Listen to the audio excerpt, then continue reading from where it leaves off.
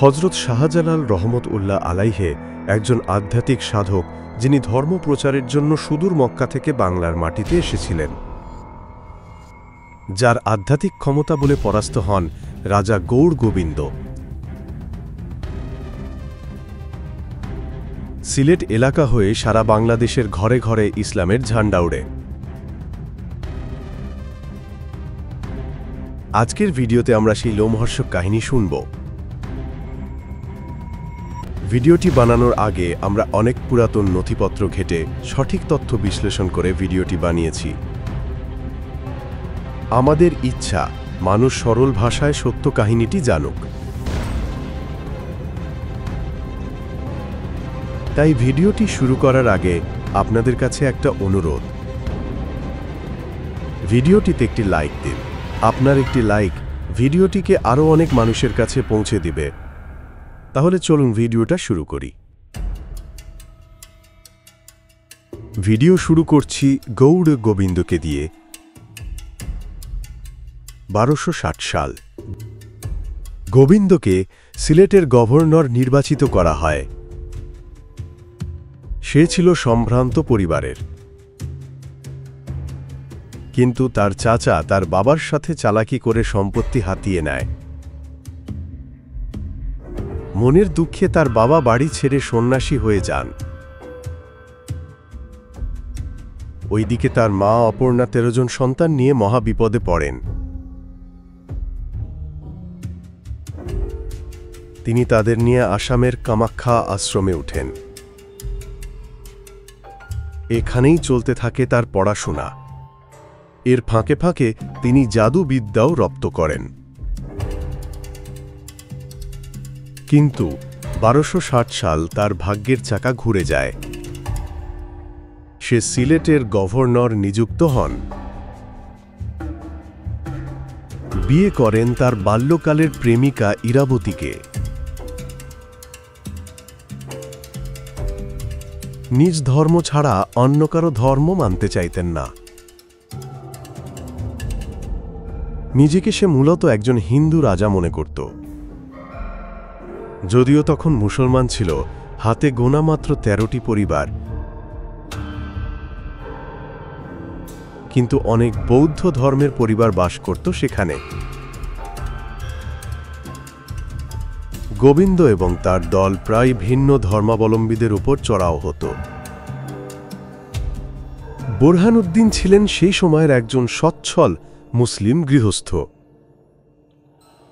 তার মনে অনেক দুঃখ।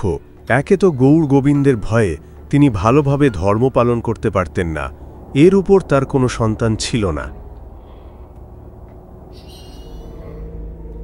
একদিন সে আল্লাহর কাছে দোয়া করল, আল্লাহ যদি তাকে ছেলে সন্তান দেয় তাহলে সে একটা গরু কোরবানি দিবে। আল্লাহ ওনার কথা শুনলেন। তার একটি ছেলে হল। তিনি আনন্দে আত্মহারা, কিন্তু তখনও তিনি জানতেন না তার জন্য অপেক্ষা করছে ভয়ঙ্কর একটি রাত। তিনি ছেলের আকিকা দিলেন একটা গরু জবাই দিয়ে। ঘটনাক্রমে একটি কাক এসে কিছু মাংস নিয়ে যায়। ইরাবতী তখন পুকুর পাড়ে হাঁটছিল। কাকটি গরুর মাংসের টুকরোটি তার সামনে ফেলে চলে যায়। সে বিষয়টি স্বামীকে জানায়। সেই অঞ্চলে গো হত্যা সম্পূর্ণ নিষেধ ছিল।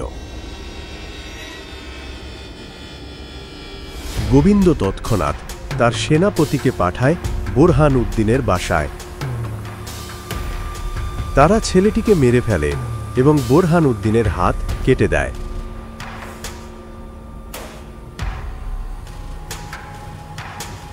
ওদিকে মক্কায় বড় হচ্ছিলেন শাহজালাল। ছোটবেলাতেই তিনি মা বাবাকে হারিয়ে মামা সৈয়দ আহমেদ কবিরের কাছে মানুষ হতে থাকেন। আহমেদ কবির তিনি ছিলেন আধ্যাত্মিক সাধক।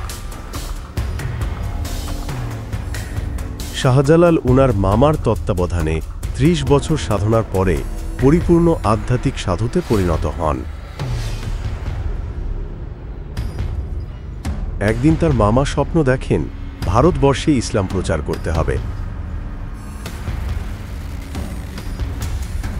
তিনি শাহজালালকে তার স্বপ্নের কথা বলেন। শাহজালাল নিজেই ভারতবর্ষে যাওয়ার ইচ্ছা পোষণ করেন।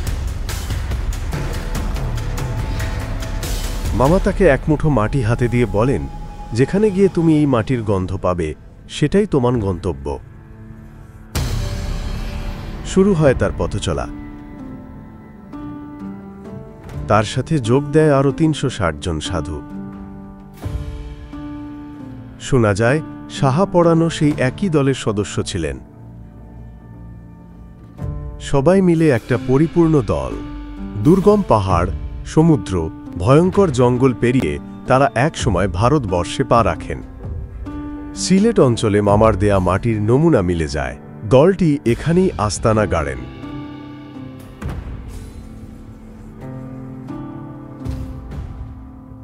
কিন্তু এখানে কোনো সুপেয় পানি ছিল না। খরস্রোতা সুরমা নদীর পানি ছিল ঘোলা এবং পানের অযোগ্য। শাহজালাল তার দলের মানুষকে নিয়ে একটি কুয়া খনন করেন। প্রথমে কুয়াতে কোনো পানি আসছিল না। শাহজালাল তার হাতের লাঠি দিয়ে আঘাত করতেই আল্লাহর ইচ্ছায় কুয়াতে পানি চলে আসে। আস্তে আস্তে তিনি গ্রামের মানুষের কাছে আধ্যাত্মিক সাধক হিসাবে পরিচিত হয়ে ওঠেন।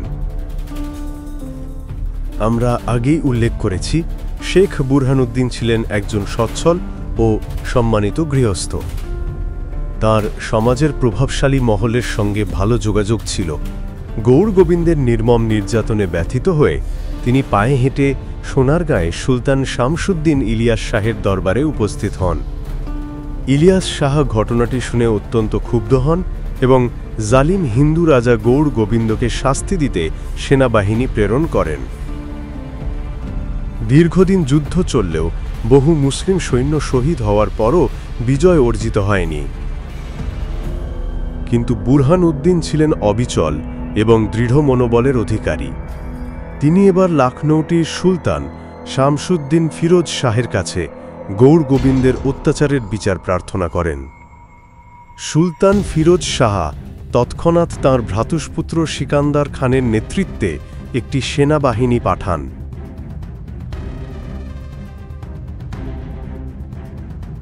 কিন্তু তারা যাত্রাপথে নানা প্রতিকূলতার কারণে ব্যর্থ হয়। এরপর সুলতান তার সিপাহসালার সৈয়দ নাসির উদ্দিনকে গৌড় রাজ্যের বিরুদ্ধে নতুন করে সেনাবাহিনী নিয়ে পাঠান। যাত্রাপথে তারা এক জায়গায় বিশ্রামের জন্য থামেন, যেখানে একটি কুয়া ছিল সুপেয় পানির জন্য। ঠিক সেখানেই সৈয়দ নাসির উদ্দিনের সঙ্গে দেখা হয় শাহজালালের। শাহজালাল পুরো ঘটনা শোনার পর নাসির উদ্দিনের বাহিনীর সঙ্গে একত্রে যুদ্ধ করতে আগ্রহ প্রকাশ করেন। মনে হয় তিনি যেন এমন একটি দিনেরই অপেক্ষায় ছিলেন। তিনি ভারতবর্ষে এসেছিলেন ইসলামের বাণী প্রচারের জন্য, কিন্তু হিন্দু রাজাদের দমন পীড়নের কারণে সাফল্য আসছিল না। আজ তার সামনে এসেছে এক সুবর্ণ সুযোগ। তার আধ্যাত্মিক শক্তি এবং সৈয়দ নাসির উদ্দিনের সামরিক বাহিনী মিলিতভাবে গৌড় গোবিন্দের বিরুদ্ধে রুখে দাঁড়াতে পারে। শাহজালালের ৩৬০ জন সঙ্গী নাসির উদ্দিনের বাহিনীতে যোগ দেন। তারপর শুরু হয় এক তীব্র ও প্রচণ্ড যুদ্ধ। শাহজালাল রহমতুল্লাহ আলাইহে আল্লাহর দরবারে দোয়া করলেন যেন এবার মুসলমানরা বিজয় অর্জন করতে পারে। এদিকে রাজা গৌড় গোবিন্দের কানে খবর পৌঁছায় একজন শক্তিশালী মুসলিম সাধক সেনাবাহিনীর সঙ্গে যোগ দিয়ে যুদ্ধ করতে এসেছে। আতঙ্কিত হয়ে সে শুরু করল তান্ত্রিক জাদুটোনা, কিন্তু সেদিন তার কোনো জাদুই কাজে এলো না। পরাজয়ের আশঙ্কায় গৌড় গোবিন্দ তার স্ত্রী ইরাবতীকে সঙ্গে নিয়ে পালিয়ে যায়। তবে জনশ্রুতি আছে, চরম অপমান আর পরাজয় মেনে নিতে না পেরে তিনি এক পর্যায়ে নৌকা থেকে নদীতে ঝাঁপিয়ে পড়ে প্রাণ হারান। এইভাবে হিন্দু রাজ্য গৌড়ের পতন ঘটে, মুসলিম বাহিনী বিজয় অর্জন করে, আর বাংলার প্রতিটি প্রান্তে উড়তে থাকে ইসলামের বিজয়ের পতাকা। গৌড় গোবিন্দের রাজ্যের নতুন নাম হল জালালাবাদ।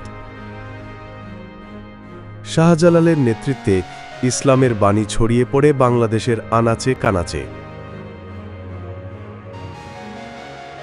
হযরত শাহজালালের আধ্যাত্মিক ক্ষমতা সম্পর্কে অনেক কাহিনী বর্ণিত আছে। আমরা চেষ্টা করব পরবর্তী কোনো এক ভিডিওতে সেই সম্পর্কে বিস্তারিত আলোচনা করতে। আজকের ভিডিওটা এখানেই শেষ করছি। দয়া করে আমাদের চ্যানেলটি সাবস্ক্রাইব করুন এবং পাশে থাকুন।